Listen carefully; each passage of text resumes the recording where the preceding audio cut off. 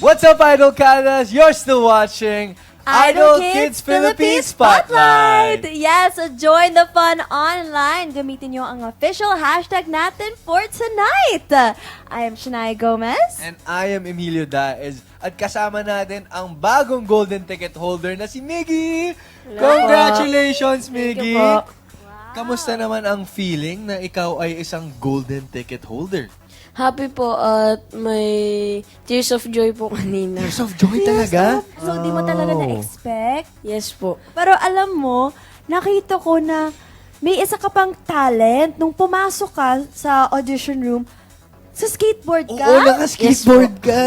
Ang galing! So, parang paano ka natuto mag-skateboard? YouTube din po, YouTube videos. YouTube? Hindi, kasi totoo yun sa YouTube.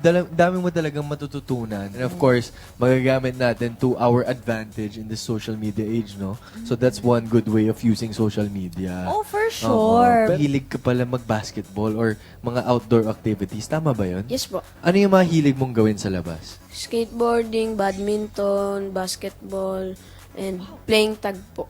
Grabe, ang dami mong nagagawa. Very active. Nakakatulong ba yung mga activities na yun sa pagkanta mo? Hindi mo. Ay, hindi. Diba? Pero feeling ko nakakatulong naman din talaga yung, for example, basketball, kailangan ng ng breathing, kailangan na dapat marunong ka yung training, yung ganyan. Feeling Yes ko po. nakakatulong naman din yan, Si Ate no? Shania mo kasi MVP dati sa basketball. Ay, oo, yes. Totoo yan. Ganyan. Tapos performer din siya. So, makinig ka kay Ate Shania mo. Di ba, Shania? I'm very, very excited to see yung mga next rounds mo. Kung Yes. ano yung mga kanta mo, kung paano Oo. ka din mag-perform. Oo. Baka kaya mo rin kumanta habang nagsa-skateboard sa stage. Kaya mo yan? Sige po, Tingin ata mo po. kaya. Tingin ko kaya. mo. Wow! Pero, pwede ba natin ibida naman ang iyong golden ticket? Game. Ready. 3, 2, 1, go! 3, 2, 1. Yay!